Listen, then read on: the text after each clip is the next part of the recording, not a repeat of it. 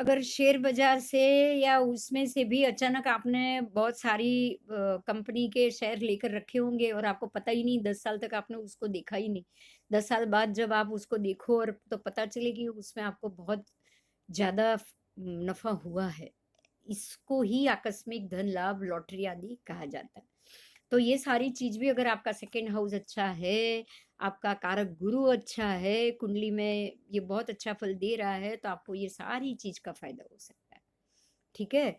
तो ये हुआ हमारा सेकंड हाउस। सेकंड हाउस और उसके कारक ग्रह का फल। अगर जितना आपका सेकंड हाउस और ये कारक ग्रह अच्छे हैं, उतना ही आपको उससे रिलेटेड हर एक चीज़ में फ़ायदा होगा। चलो, अभी आगे चलेंगे। आपको एक पहले एक बात बता दूँ, अभी ये 12 भाव है ना, ऐसे अगर 1 हफ्ते बाद अगर हमने वापस लिए ना, तो आपको समझने में बहुत गड़बड़ हो सकती है। तो मेरा ये प्लान है कि 3 दिन, आज, कल, परसों 3 दिन मैं लाग लगा लेक्चर लूँगी और तीनों दिन में मैं आपको ये 12 भाव कंटिन्यूटी में पढ़ाऊँगी। ठीक है? तो मैंने ऐसा सोचा है क्योंकि ऐसा तो होगा ही नहीं, अगर आप हफ्ते बाद वापस लोगे तो आगे का वापस भूल जाओगे। तो बेटर कि हम 3 दिन रोज़ 9:30 बजे मिले और 9:30 के बजे के बाद मिलने के बाद ये तीनों दिन हम ये 12 भाव कंटिन्यूटी में ख़त्म करें। ओके? तो अभी हम जाएँगे तीसरे हाउस पे, थर्ड हाउस लेंगे, सेकंड हाउस मुझे लग रहा है कि आपको समझ में आ गया होगा। तो अब मैं थर्ड हाउस का पिक्चर आपके मोबाइल में रख रही हूँ। देखिए, तीसरा भाव, तृतीय भाव, इसको बहन-भाई का भाव भी कहा गया है। भाई-बहन, आपके कितने भाई-बहन हैं? आपके भाई-बहन से आपके कैसे रिलेशन है? भाई-बहन से और भाई-भांडू मतलब भाई-बहन और उनके बच्चे, है ना? भाई-बहन और उनके बच्चे। अब इस भाव के लिए 2 कारक ग्रह है, 2 आपको ध्यान देना है, इस भाव के लिए 2 कारक ग्रह माना है। नॉर्मली ऑफ़िशियल मंगल को ही बोला है, लेकिन इसी भाव से शनि का भी कारकत्व आपको मिलेगा। हम मंगल को ही फ़ोकस करके आगे जाएँगे। ये बहन-भाई का हाउस है और भाई-बहन से हमारा रिलेशन ब्लड रिलेटेड होता है। खून का संबंध होता है, इसीलिए आपको इस भाव से पूरी तरह से मंगल का पूरा संबंध मिलेगा। ठीक है? तो ये बहन-भाई, उसके बाद भाई-बहन के बच्चे, उसके बाद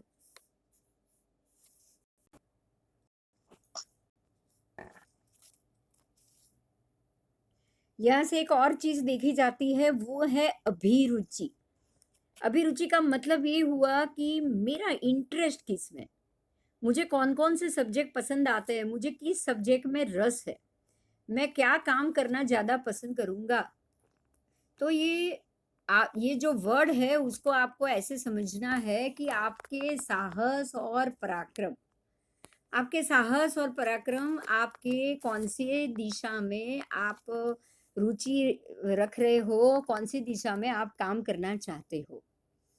जैसे मेरा सब्जेक्ट ज्योतिष था, वो पहले से ही था। मैंने शायद आपको मैं बताऊँगी तो सरप्राइज़ होगा, सबको हो रहा है। इस जन्म में तो मैं ज्योतिष कहीं पढ़ी ही नहीं हूँ। ये मेरे अंदर की रुचि थी कि मुझे इसी सब्जेक्ट में आगे बढ़ना है।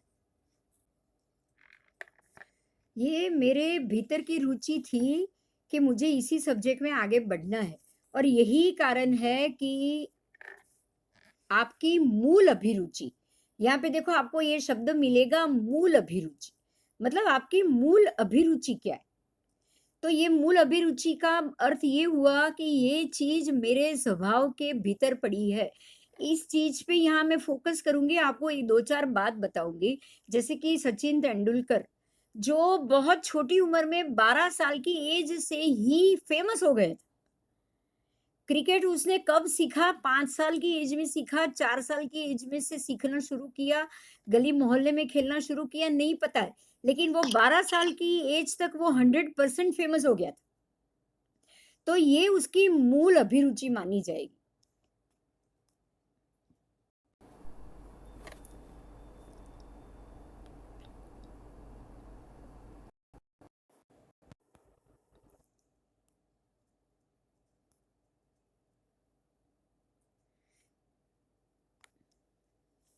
ये मूल अभिरुचि जो कॉन्सेप्ट है ना, उसको हमें समझना है।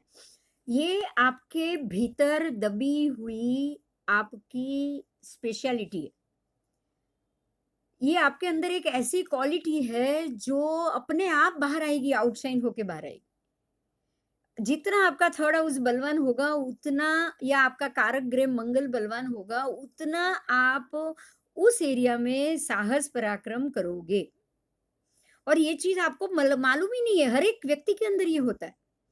हर एक व्यक्ति के अंदर कोई खास क्वालिटी होती है जो अपने उस समय समय के ऊपर आपके कार्य पद्धति की वजह से, आपके सोच विचार की वजह से आपके अंदर से बाहर आती है। आप अपने आप मौका आपको मिलता है, इसीलिए एक चीज को बहुत ध्यान रखो। जो चीज सामने से आ जाए ना आपकी लाइफ में, उसको आपको कभी छोड़ना नहीं चाहिए। आपको उसी रास्ते को पकड़ लेना चाहिए, क्योंकि यही आपकी मूल अभिरुचि होती है। ये मूल अभिरुचि शब्द को आपको बहुत अच्छे से समझना है कि आपके आपके मूल में पड़ी हुई रुचि, आपके मूल में जो रुचि पड़ी है वो समय आएगा, अपने आप वो उसको मौका मिलेगा, अपने आप उसको रास्ता मिलेगा और आपकी वो आउटशाइन क्वालिटी आपसे बाहर निकल के आपको आउटशाइन कराएगी ही कराएगी। मैंने मेरी ज़िंदगी में भी नहीं सोचा था, मैंने मेरी लाइफ में भी ये नहीं सोचा था कि मैं कभी ज्योतिष के लाइन में जाऊँगी या उसमें टीचर बनूँगी या किसी को पढ़ाऊँगी या पंचांग के मामले में आगे बढ़ूँगी। ना मेरी कोई फैमिली में ऐसा था और ना कोई मेरी ज़िंदगी में कोई ऐसी व्यक्ति मिली कि भई तू जा और तू ये सब्जेक्ट में काम कर। है ना? तो कुछ चीज़ ऐसी होती है जो अपने आप बाहर आते हो और वो चीज़ आप कौन से भाव से ढूँढोगे, तो ये आप अपने थर्ड हाउस से ढूँढोगे, जिसको कहोगे मूल अभिरुचि। उसके बाद है पराक्रम, तो जो आपकी मूल अभिरुचि है आप उसी रिलेटेड पराक्रम करोगे। आप उसी में ही पराक्रम में बाहर आगे बढ़ोगे। उसके बाद है साहस, तो साहस और हिम्मत तो चाहिए ही चाहिए, ऐसी अभिरुचि को बाहर लाना, उसके ऊपर काम करना।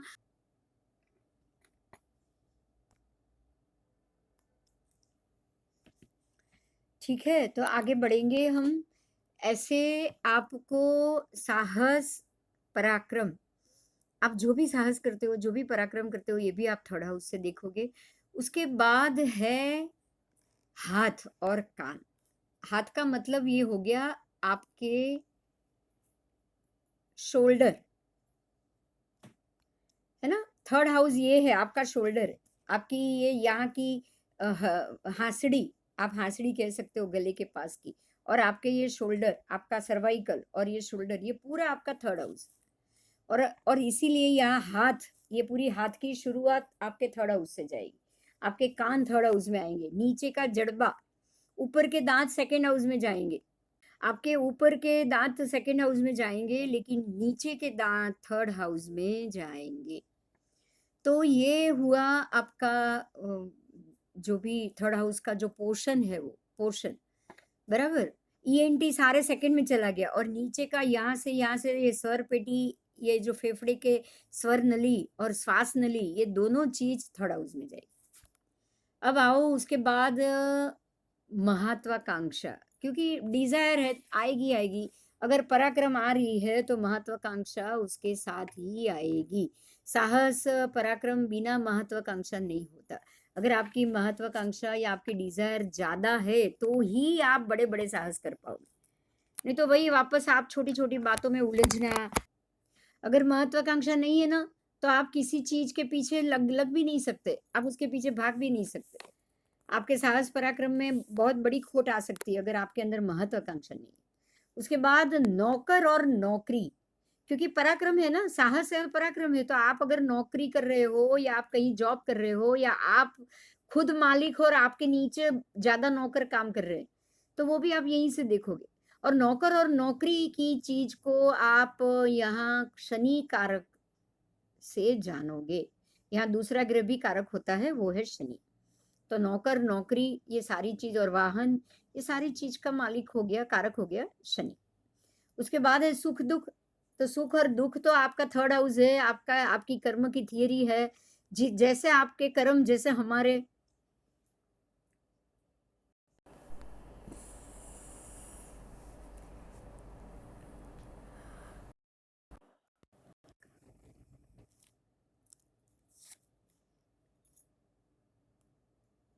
यहाँ पे शनि महाराज है कारक, आपको मैंने बताया। तो जैसा-जैसा आपका कर्म होगा उस हिसाब से आपको सुख और दुःख की प्राप्ति होती रहेगी। सुख और दुःख का मिलना हमारे कर्म और उसके ऊपर ही डिपेंड होता है। अगर हमने अच्छे कर्म किए हुए हैं तो हमें ज़रूर सुख और उसकी मात्रा ज़्यादा रहेगी। और हम अगर हमने अच्छे कर्म या ऐसे कर्म, बुरे कर्म कुछ किए हुए हैं तो ज़ाहिर है कि हमारे फल में, हमारे जो भी फल हमको, जो भी हम साहस पराक्रम कर रहे हैं उससे हमें जो भी फल मिलना है उसमें दुःख की मात्रा ज़्यादा रहेगी। उसके बाद है हस्ताक्षर, सिग्नेचर, या कोई भी दस्तावेज जो आप साइन कर रहे हो, ये सारा शनि का जिम्मा है। नौकर, सुख, दुख, हस्ताक्षर, मित्रता, ये सब शनि के हाथ में। आपकी रहन सहन, आपकी वृत्ति, आपका धैर्य, आपके अंदर धीरज है या नहीं। धीरज मतलब धैर्य चाहिए, शांति चाहिए, जो मंगल के पास नहीं होता है। मंगल के पास आक्रामकता है, मंगल के पास महत्वाकांक्षा है, लेकिन धीरज और धैर्य आपको शनि ही देगा। उसके बाद है दत्तक। अगर आप किसी बच्चों को दत्तक ले रहे हो, या तो ब्लड रिलेटेड संबंध है या फिर दत्तक का संबंध है, लेकिन आपके साथ भाई बहन या बच्चों का जो भी रिलेशन होगा वो आपके थर्ड हाउस से ही रहेगा। उसके बाद है उद्योग। उद्योग मतलब बिजनेस। अगर आप कोई धंधा कर रहे हो, बिजनेस कर रहे हो, कोई बड़ा उद्योग आपने स्थापित किया है तो वो भी आपके पराक्रम के कारण। तो उद्योग और पराक्रम का तो चोली दामन का साथ होता है। यश अपयश वो भी उस आपके साहस पराक्रम से संबंधित है। अगर आपके साहस पराक्रम और महत्वाकांक्षा अगर पॉजिटिव जा रहा है तो आपको यश मिलेगा, और अगर ये सारी चीजें नेगेटिव जा रही है तो 100% आपको अपयश मिलेगा। उसके बाद है माता पिता।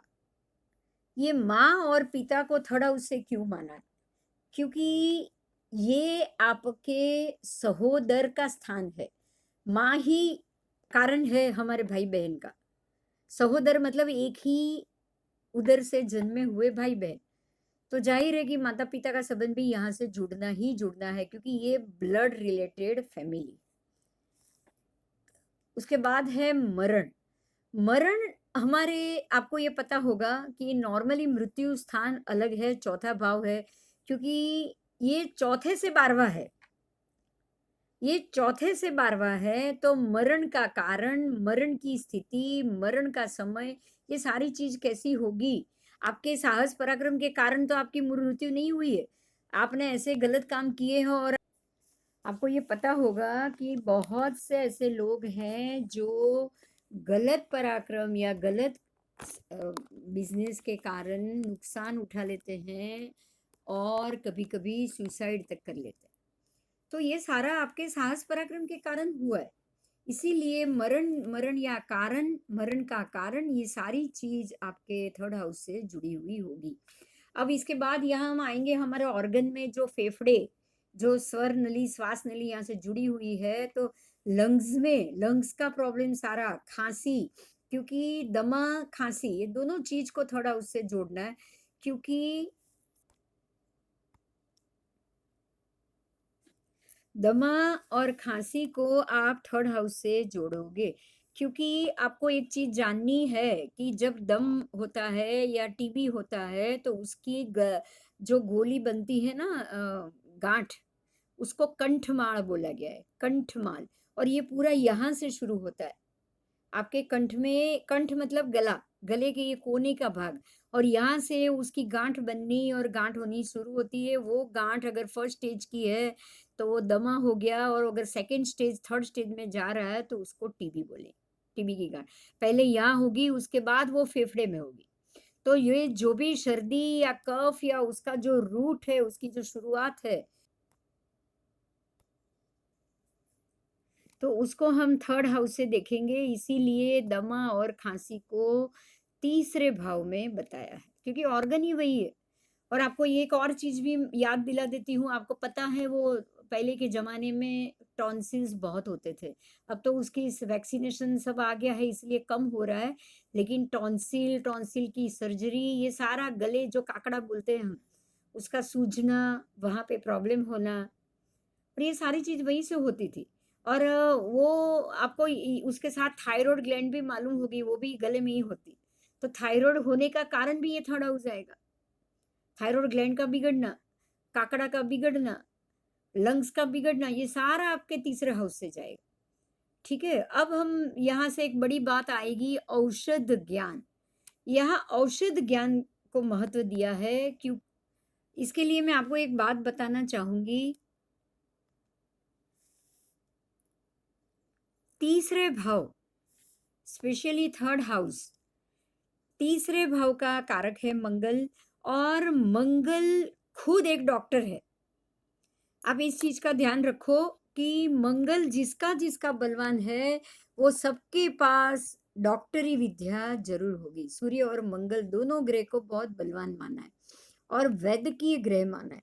मंगल खुद एक डॉक्टर है, मंगल खुद एक सर्जक है, सर्जन है। उस वो बिल्कुल डरता नहीं है, वो कोई भी हथियार और उसके उपयोग से भी डरता नहीं, वो कोई भी औषधीय गुण, औषधीय क्वालिटी बताने से भी झिझकता नहीं। तो मंगल खुद एक डॉक्टर है, थर्ड हाउस का कारक मंगल है। जिसका भी मंगल बलवान हुआ या थर्ड हाउस से संबंधित हुआ, उस व्यक्ति के अंदर औषधीय ज्ञान इनबॉर्न होता है। इनबॉर्न होता है, वो क्वालिटी होती है उसकी खास, कि भाई कुछ भी हो जाए उसके पास हर एक चीज की औषधि मौजूद होती है। आप अगर आपको लगे ना कि कोई व्यक्ति ऐसी है जो बार बार किसी को कुछ भी हो जाए तो तुरंत वो सलाह देते हैं कि भाई आप ये करो आपका रोग ठीक हो जाएगा, आप ये करो आपका रोग ठीक हो जाएगा, आप समझो कि 100% इसका मंगल बलवान। और इसी कारण से इसको औषधीय शक्ति, औषधीय गुण शक्ति मिली हुई। तो ऐसे ऐसे कभी भी किसी भी अगर कोई आपको कोई सलाह दे दे कि भाई आप ये करो, चाहे वो डॉक्टर नहीं हो, लेकिन आपको समझना है कि ये उसको नेचुरल डॉक्टरेट मिला है। आप वो सच में अमल करोगे तो आपके सभी जो भी रोग या जो भी होगा उसका निदान, इसके कारण आपके रोगों का निदान भी बहुत जल्दी होगा। अब हम अगले आगे चलेंगे। अब ये भाव में कारक ग्रह है मंगल, वो तो मैंने आपको पहले बता दिया है, और दूसरा कारक ग्रह है शनि। दोनों पाप ग्रह माने गए हैं। दोनों पाप का मतलब आपको ज्योतिष में क्रूर लेना है। पाप का मतलब अशुभ नहीं लेना है, एक चीज को ध्यान रखना। ये पाप पाप शब्द आपको बहुत बार आएगा, लेकिन पाप का मतलब है क्रूर ग्रह। तो ये क्रूर ग्रह है, क्रूर होने के कारण बलवान भी है। जो क्रूर होगा वो बलवान होगा, तभी वो क्रूर बन पाएगा। और ये भाव का जो संज्ञा है, साइन है, वो है आपो किलम और उपचय, इसके दो है। इस भाव को दो संज्ञा मिली है, एक तो है आपो किलम, दूसरी है उपचय। तो इसको पहले समझ लो। उपचय किसे कहा जाता है? उपचय का मतलब है अपने आप बढ़ना। वो स्थिति ऐसी बना देता है ये भाव से, जो जो कारकत्व है वो सारे अपने आप बढ़ता है और अपने आप घटता भी है। उपचय का मतलब बढ़ना भी और घटना भी। जैसे कि साहस, पराक्रम, हिम्मत कभी बढ़ेगी तो एकदम बढ़ जाएगी, एकदम हिम्मत हो जाएगी आपके अंदर, और अगर कभी घट गई तो बिल्कुल पानी में बैठ जाओगे, कुछ नहीं करना है, रहने दो बस। ऐसे ही मित्रता, अगर किसी से फ्रेंडशिप बढ़ गई तो बहुत बहुत बहुत बढ़ गई, और अगर घट गई तो बिल्कुल घट गई। बिजनेस में भी ऐसा ही होता है। धंधा बढ़ गया बढ़ गया बढ़ गया तो इतना बढ़ गया 10 गुना बढ़ जाता है, और कभी नुकसान आ जाएगा, वही 10 गुने बढ़े हुए धंधे में अचानक 2 साल में कुछ नहीं हुआ और नुकसान हो गया। तो ये सारा चीज अनसर्टन होगा, जो कभी बढ़ेगा भी, कभी घटेगा भी।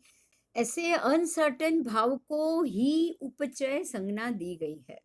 और ऐसे कुंडली में 4 भाव होते हैं, तीसरा, छठा, 10वां और 11वां। 3, 6, 10, 11, ये 4 को उपचय कहा गया है।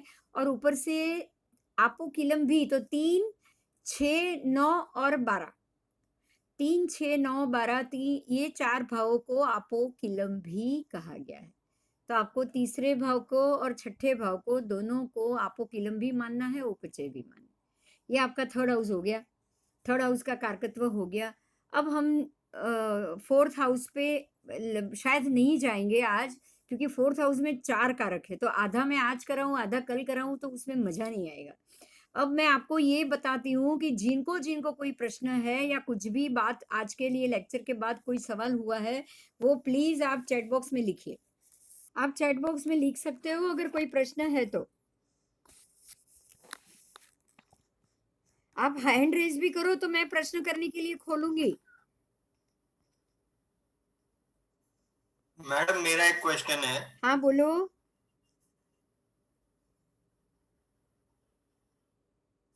बोलो। आप आवाज सुनाई दे रहा है? हाँ हाँ बोलो बोलो।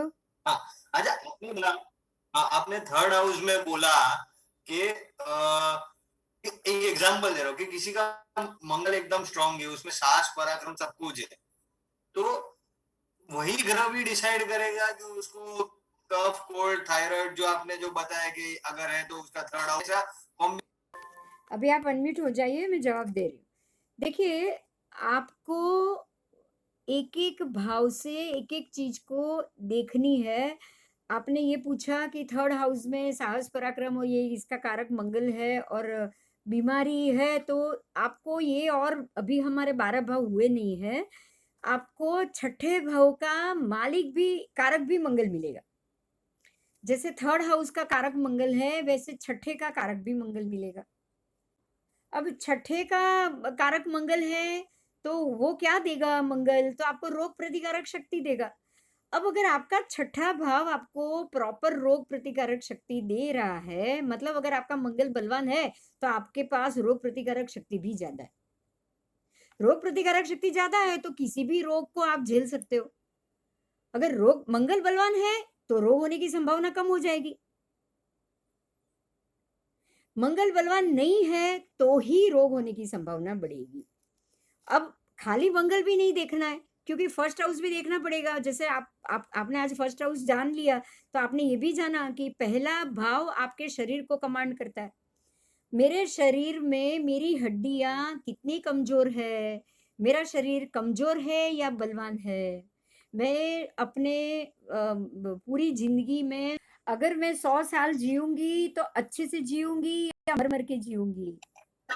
अगर मेरी मेरी हड्डियां कमजोर है, तो ही ये रोग प्रतिकारक शक्ति मुझे रोक देगी। अगर मेरे शरीर का बंधारण ही कमजोर हुआ, मेरे मेरे अंदर आयु ही ज्यादा नहीं है, मेरे शरीर को अच्छे से जीने की उसने कोई सूर्य ने कोई छूट नहीं दी। अगर मेरा लग्न वीक है, मेरा सूर्य वीक है, तो मंगल रोग प्रतिकारक शक्ति देके भी क्या करेगा? तो ये सारी चीज का तालमेल जुड़ता है। कभी भी एक ग्रह आपके शरीर को रोग नहीं दे सकता, पहले ये जान लो। कोई भी एक ग्रह के कारण अगर आपका मंगल वीक है, तो रोग प्रतिकारक शक्ति वीक है, तो ही आपका तो ही आपके शरीर में रोग एंटर हो सकता है। और अगर रोग ने एंट्री ली और आपका सूर्य स्ट्रांग है, बलवान है, आपका शरीर बिल्कुल मजबूत है, तो वो क्या करेगा? वो रोग को और उसके जम्स को हटा देगा, आपको तुरंत रिकवरी दे देगा। एक चीज आप ऑब्जर्व करोगे अभी कि 100 लोगों के अंदर आप रोग प्रतिकारक शक्ति अलग अलग पाओगे, पर ऐसा नहीं पाओगे कि 100 में से किसी 90 लोगों को रोग हुआ ही नहीं। ऐसा पॉसिबल नहीं है। रोग तो होता है, 100 पे 100 को होता है। शरीर है तो बीमारी आएगी ही आएगी। खान पान की वजह से बीमारी बॉडी में ज्यादातर होती है, तो खान पान 100 के 100 का अच्छा है, वो तो पॉसिबल नहीं। तो आपके शरीर में हर एक का खान पान बेकार हो, 90 लोगों का खान पान बेकार हो, तब भी 90 में से 75 को ही रोग आ सकता है। बाकी के जो 15 है ना, वो आते हुए रोग को उसका शरीर उसके बाकी के ग्रह मार के भगा देता है। तो आप ये जानोगे कि रोग आने का कारण ग्रह अलग है, आपके शरीर को रोग से बचाने वाला ग्रह अलग। आपके शरीर की हड्डियों की मजबूती, शरीर को मजबूती देने वाला ग्रह अलग है। मतलब सूर्य ने आपकी शरीर को मजबूती दी और मंगल ने आपको रोग प्रतिकारक शक्ति दी। अगर मंगल वीक है, तो रोग ज्यादा आएगा और आएगा, और सूर्य बलवान है तो उसको झेल लेगा, लेकिन रोग तो आएगा। और अगर मंगल भी अच्छा है और सूर्य भी अच्छा है, तो बीमारी बहुत कम आएगी। कोई कोई ऐसे होते हैं जो 70-80 साल तक उनके दांत इंटेक होते हैं, उनकी आंखें इंटेक होते हैं, उनको मोतिया भी नहीं हुआ है, और 80 साल की उम्र में भी रोज 5 किलोमीटर चल लेते हैं। आपको ऐसे भी बहुत से व्यक्ति मिलेंगे जो 80 साल की एज तक उनके शरीर पे एक भी सर्जरी या कहीं भी स्टिचेस नहीं हुए हो। मेल में तो पॉसिबल है, फीमेल में शायद नहीं, लेकिन मेल में तो ये पॉसिबल है।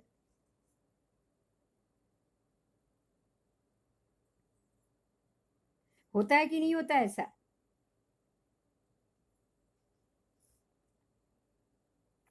बराबर। तो आप जब 12 हो तब मालूम पड़ेगा कि कौन सा भाव रोग दे रहा है, कौन सा भाव बचा रहा है, कौन सा ग्रह आपको क्या फल दे रहा है। आज ये मालूम पड़ गया कि सूर्य आपका शरीर देने वाला सूर्य है। आपके शरीर को स्ट्रांग मजबूती, अगर सूर्य अच्छा है कुंडली में तो स्ट्रांग मजबूत शरीर बनेगा, और अगर सूर्य वीक है तो शरीर में ही मजबूती नहीं। हड्डी कमजोर है, आपका स्पाइनल कॉर्ड कमजोर है, आपका ब्रेन कमजोर है, फिर आपके अच्छे से अच्छे ऑर्गन बॉडी में हो क्या फायदा। बराबर इसी प्रकार सूर्य अगर बलवान है और मंगल कमजोर है तो रोग ज्यादा आ जाएंगे। बार बार खांसी, बार बार जुकाम, बार बार फर्स्ट स्टेज का, एक बार दो बार कैंसर हो चुका है, आप बहुत लोग ऐसे देखोगे। मतलब लाइफ स्पैन में पहले 30 इयर्स एकदम मंगल स्ट्रांग है, फिर मंगल वीक हो गया, ऐसा कुछ हो सकता है कि ऐसा कभी हो नहीं ऐसा सकता? ऐसा बहुत कम होता है, क्योंकि ऐसे अगर ग्रह जन्म से मजबूत है ना तो मजबूती रहे। लेकिन कभी कभी ऐसा होता है अच्छा। कि कुंडली हर एक की लाइफ में एक बार ट्रांजिट होती है। ट्रांजिट मतलब कि अगर अगर मेरे जो लग्न में मेरा जन्म हुआ है ना, वो लग्न हर एक मेरे पूरे के पूरे 100 साल तक तो वही का वही लग्न नहीं रहता है। क्योंकि जैसे जैसे मेरी लाइफ आगे बढ़ेगी ऐसे ऐसे मेरे स्वभाव में बदलाव आएगा। ये टॉपिक चला है ना, तो मैं आपको इसी टॉपिक रिलेटेड एक और बात समझाना चाहती हूँ। अभी जो आपने प्रश्न किया कि क्या पूरी लाइफ तक ये एक ही ग्रह या उसकी जो असर है वो रहेगी, तो देखो मैं अभी आपको ये पेज दिखा रही हूँ, मैं पढ़ूंगी भी और आप देखोगे भी। देखो, ध्यान दीजिए, ग्रहों का भाग्योदय कालांश। हर एक ग्रह की कुछ आयु होती है, वो आयु में वो ग्रह भाग्योदय होता है। आपको ये समझना है कि जैसे रवि का 22 से 24 वर्ष तक, आपकी 22 साल की उम्र से लेके 24 साल तक, मतलब 22, 23, 24, ये 3 साल तक सूर्य बहुत बलवान होता है। इसका अर्थ ये हुआ कि ये 3 साल में सूर्य अपना सबसे ज्यादा फल देगा।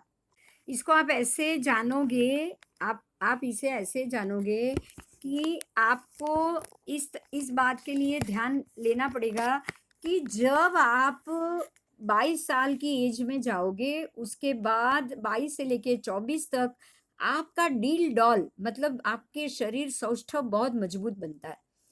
हर एक व्यक्ति अपने आप को ऑब्जर्व करेगा। अगर कोई लड़का भी है ना तो 22 साल तक उसके अंदर जो डेलिकेसी रहती है ना, वो 22 से 24 में वो बिल्कुल मजबूत बन जाता है। अगर कोई फीमेल लड़की भी होगी ना तो ये 22 से 24 में उसका शरीर का जो बंधारण है ना वो कुछ अलग हो जाता है। 21 साल से लेके 24 साल के बीच में आपको फर्क दिखेगा ही दिखेगा, क्योंकि ये उम्र सूर्य की है और सूर्य इस समय में भरपूर फल देता है। बराबर चंद्र पे आओ, 24 से लेके 25, आपकी 24 साल की उम्र और 25, ये 2 ही साल है जब आपकी मैच्योरिटी लेवल मजबूत बन जाती। ये 24 और 25, ये 2 साल में चंद्र भरपूर फल दे देगा।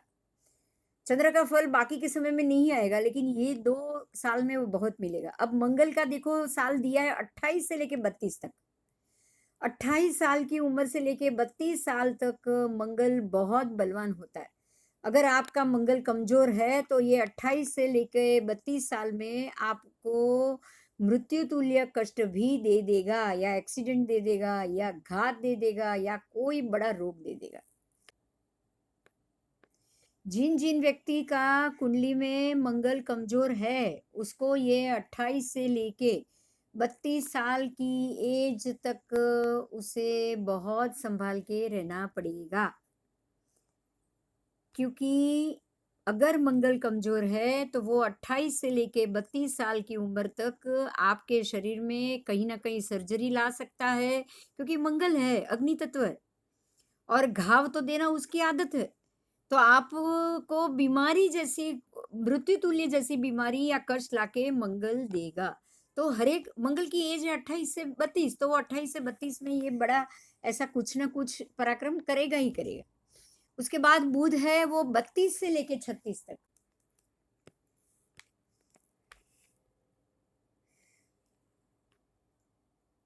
उसके बाद है बुध 32 से लेके 36 वर्ष तक।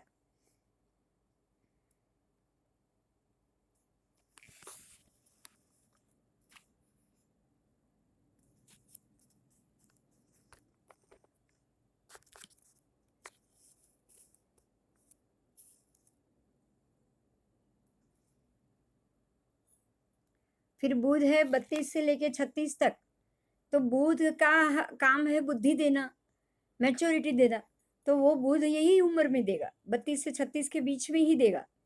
उसके बाद गुरु है 16 से 22 तक, तो विनय विवेक, अगर 16वें में सान हम है ना, ये हमारी कहावत है, आपको पता होगा, बच्चों को ये कहा जाता है कि 16वें में सान और 20 को वान।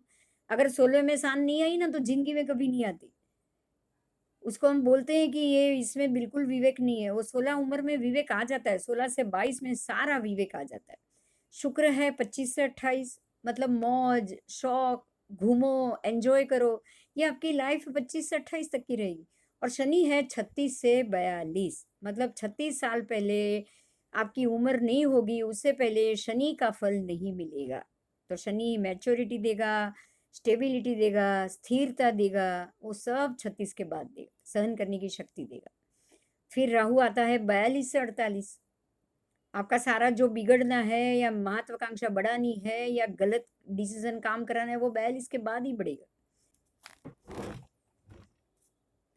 फिर केतु का फल है 48 से 54 साल तक। तो ये हुआ आपके ग्रहों के वर्ष। इस प्रकार से हमें फलादेश, बराबर इस प्रकार से हमें फलादेश करना है। तो ये जैसे जैसे आपके ग्रहों के वर्ष हुए, उस हिसाब से ही आपका उस साल में आपको रिजल्ट मिलेगा। समझ में आई मेरी बात? ओके, आप मैडम, मेरा इंटरेस्ट का चीज है, इसके लिए चलो बहुत अच्छा है, आई एम आप गिविंग रस टाइम। ले रहे हो और रिकॉर्डिंग है ना, ऐसा नहीं है ईशान, क्या होता है पता है, लोगों को मालूम है ना मैडम रिकॉर्डिंग कर हाँ, रही है, इसलिए लोग टाइम से आते ही नहीं है, बात ये। बराबर सबको बराबर पता है ना कि रिकॉर्डिंग हो रहा है, बराबर।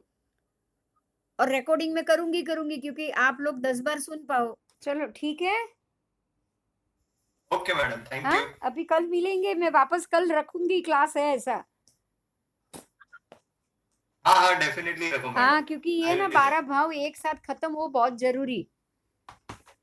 Okay, no problem okay, madam. Okay, चलो, bye. Thank you. Bye. Bye. हरिओम। जय जिनेन्द्र।